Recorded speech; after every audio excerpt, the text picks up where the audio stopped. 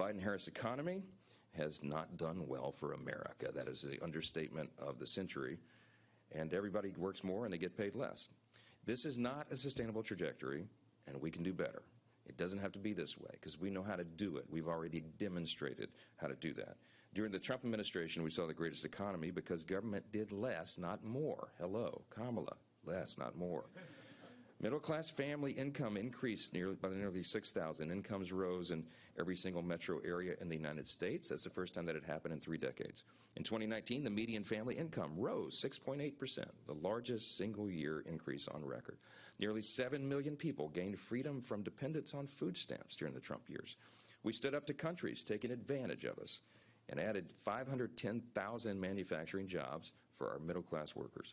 We expanded apprenticeships to more than 850,000 workers, and we had the lowest unemployment rate in a half-century.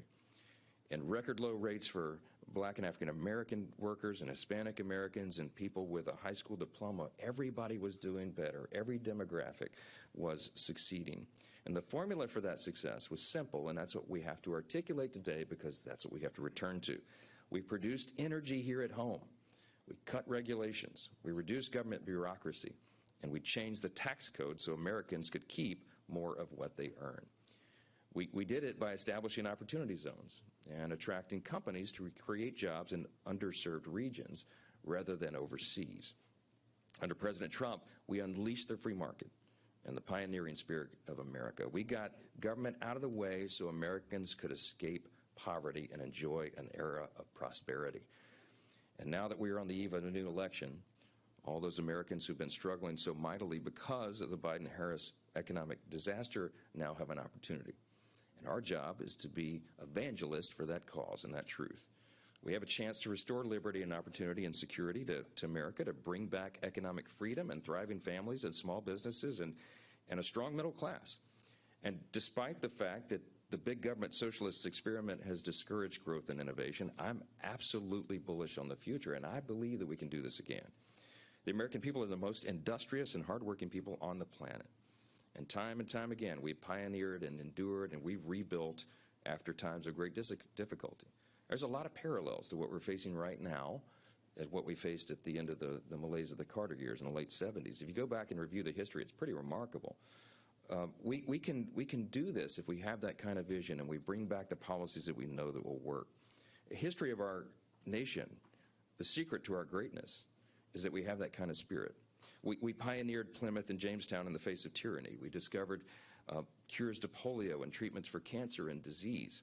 We built the skyscrapers in Chicago when the engineering didn't exist to do that.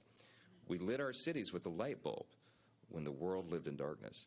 We built the locomotive. We laid the transcontinental railroad. We settled the West even when it was barren.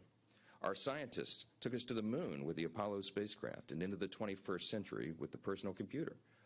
And our founders, 237 years ago today, devised the greatest governing system in the history of the world when they signed their names to that matchless Constitution that begins with the words, we the people. And as I've traveled around the country since becoming Speaker, despite this decline, I have seen this rugged, innovative American spirit, and it is alive and well. Our people are eager to create. Our factory owners want the chance. They're prepared to break new ground. Our construction workers are ready to build. They just want the opportunity to do it. Our companies are ready to develop new life-saving medicines, and we have AI that's, enhanced that so much right now.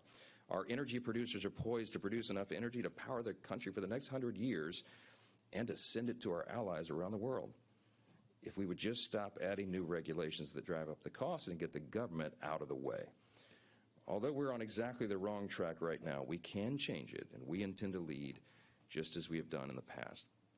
By doing a few simple things, and with Republican control of the House and the Senate and the White House again, unified government, we can introduce and pass an economic plan that will put us back on that pioneering path of liberty, opportunity, and prosperity for families around this great country.